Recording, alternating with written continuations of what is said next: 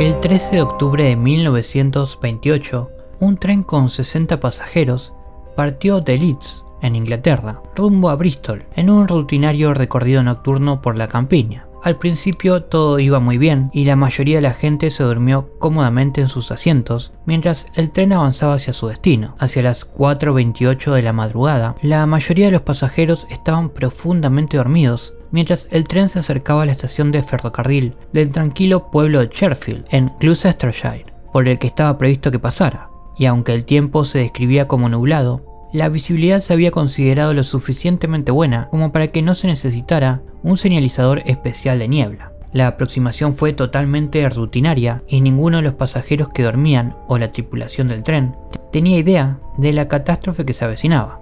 Este sería el comienzo de un misterio sin resolver, en el que intervienen la catástrofe, personas misteriosas, una mujer desconocida vestida de negro y espíritus. Les doy la bienvenida. Yo soy Paul. Acompáñenme en un nuevo caso. En la estación de Cherfield, un tren de mercancías de 51 vagones se había detenido en la misma vía y estaba en proceso de maniobrar hacia atrás en un apartadero de la vía principal. Normalmente esto no habría sido un problema, y de hecho era una parada totalmente programada para el tren de mercancías y un procedimiento normal, pero el tren de Leeds se había adelantado un minuto.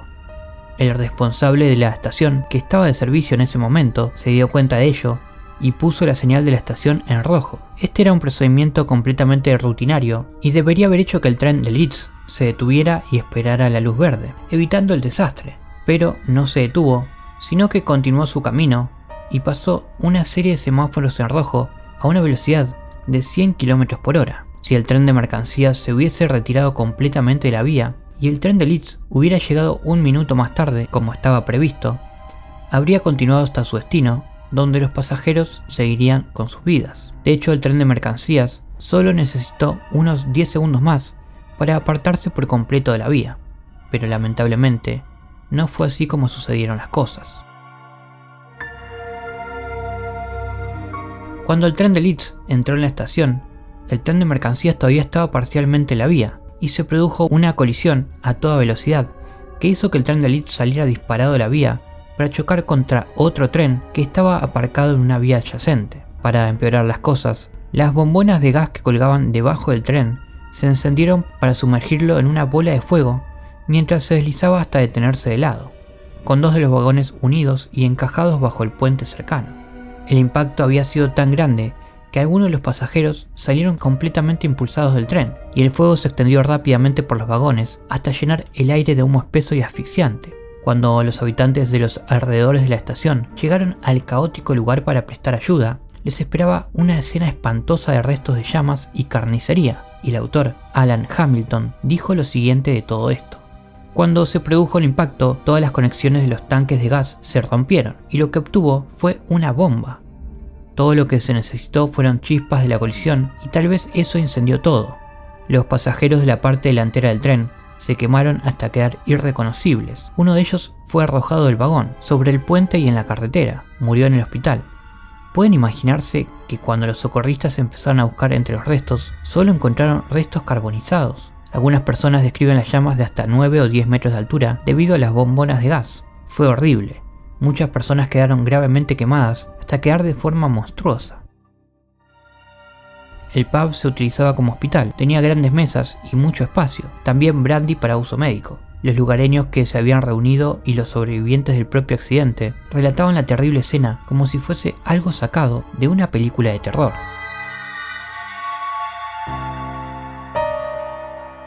Los rescatadores hablaron de personas con brazos o piernas atrapadas entre los restos retorcidos que les habían rogado que les amputaran los miembros para salvarlos, y de otras víctimas con graves quemaduras que habían pedido que se les pusiera fin a su miserable existencia. Un pasajero que consiguió salir había llegado allí con su mujer y su hermana, y una de ellas no quiso salir. Hizo un relato escalofriante de lo sucedido diciendo lo siguiente: caí en una masa de gente que luchaba. Le dije a mi mujer que saltara y lo hizo, pero mi hermana estaba atrapada de cintura para abajo y era como si estuviese sujeta por un tornillo de banco.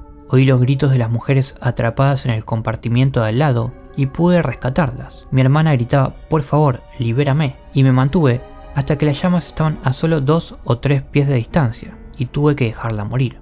Al final, 16 pasajeros habían muerto en el pesadillesco accidente, la mayoría de ellos tan calcinados que tuvieron que ser identificados por familiares que reconocieran joyas u objetos de su persona que no habían sido incinerados, y mientras tanto las autoridades se afanaban en tratar de averiguar qué había sucedido. El tren de Leeds, que se encontró en perfecto estado de funcionamiento, y el conductor Henry Aldington y su bombero Frank Want, que habían sobrevivido, estaban en su sano juicio. Ambos insistieron en que cuando se acercaban a la estación, las luces estaban en verde, a pesar de que el responsable de las señales dijo que las había puesto en rojo. Estos relatos contradictorios no hicieron más que acrecentar el misterio de cómo había ocurrido este desastre, así como el hecho de que no se hubiese puesto un señalizador de niebla en condiciones de tan baja visibilidad. Aldington fue declarado negligente y se enfrentó a cargos de homicidio involuntario, pero el juicio no prosiguió y nunca fue acusado formalmente. Al día de hoy, todavía no se sabe con certeza cómo ocurrió el accidente, pero este no es ni siquiera el misterio más extraño que lo rodea.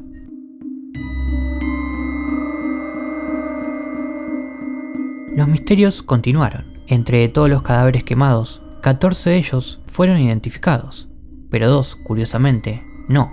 Se trataba de los cuerpos de 2 niños, un chico y una chica de unos 5 y 12 años, que estaban quemados hasta quedar irreconocibles. Pero nadie había acudido a reclamarlos y nadie lo haría nunca, teniendo en cuenta que el accidente estaba en todos los titulares de los medios de comunicación de todo el país y la importancia que tenía. Se consideró muy extraño que nadie viniera a reclamar a estos 2 niños. ¿Con quién habían estado? ¿Dónde estaban sus familias? ¿Cuál era la relación entre ellos, si es que había alguna? ¿No se habría dado cuenta alguien de su desaparición y habría contactado con las autoridades? Todas estas preguntas continúan sin respuesta. Nadie sabía por qué no reclamaban a estos niños, a pesar de los esfuerzos por suplicar al público que se presentaran e identificaran a estas 2 jóvenes víctimas misteriosas. Nadie lo hizo jamás, y cuando fueron enterrados en una fosa común en Sheffield, lo hicieron sin nombre. Sus identidades nunca se conocieron.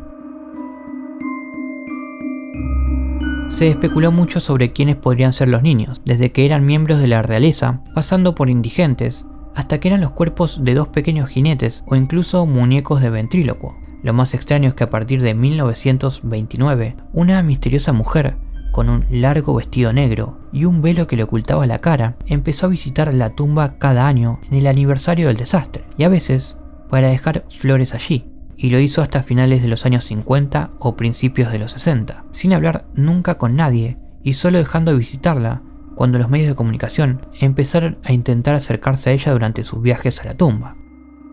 Un residente local, Joe Kloiber, diría lo siguiente de la enigmática mujer de negro: todo lo que puedo decir es que era frágil, siempre vestía de negro y venía a la tumba 2 o 3 veces al año. Nunca le vimos la cara porque llevaba un velo. La última vez que la vi fue en algún momento de los años 50. Siempre llegaba en una limusina con chofer, el coche no era negro, pero no recuerdo de qué color. Ponía flores en la tumba y rezaba allí.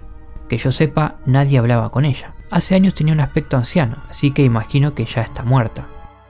Algunos testigos de sus visitas afirman incluso que no era una persona, sino un fantasma, y algunos otros de que ella o incluso ella y su coche se desvanecen en el aire cuando termina su tarea. Curiosamente también se ha informado de que los fantasmas de los propios niños pueden verse a veces merodeando por la zona, agarrados de la mano, como si fuesen hermanos. ¿Quién era esta misteriosa mujer y por qué seguía visitando esa tumba? ¿Quiénes eran esas pobres víctimas infantiles y por qué estaban en ese tren? Como nunca se les identificó y nadie vino a reclamarlos, y como la mujer misteriosa nunca fue vista con claridad, probablemente nunca tendremos respuestas a estas preguntas, condenando a que siga siendo un misterio desconcertante que probablemente jamás se resuelva.